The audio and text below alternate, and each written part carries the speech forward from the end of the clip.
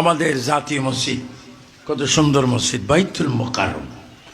কি ভালো লাগে নামটা শুনতে। কিন্তু বাইতুল মোকাররমের ইমাম সাহেব, এটা প্রশংসনীয় ব্যাপার। তার প্রশংসা করা আমাদের জাতি হিসাবেও একটু কর্তব্য আছে। কিন্তু আমি জানতাম না ইমাম সাহেবের খেচ্চত খারাপ,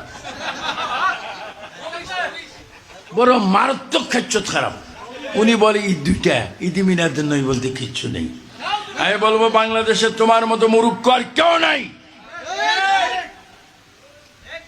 প্রশাসনকে বলবো ইমাম সাহেব পাল্টিয়ে দেন, আমরা যেন নামাজ পড়তে পারি।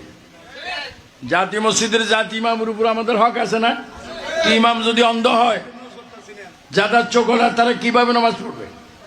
মুসল্লিরা তো চোখে দেখে, ইমাম সাহেব চোখে দেখে না। এটা জাতীয় মসজিদে জাতীয় ব্যাকল ঢুকছে।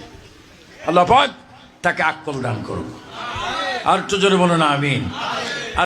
ভিডিওটি ভালো লাগলে অবশ্যই শেয়ার করে দেবেন, অ্যান্ড থ্যাঙ্কস ফর ওয়াচিং।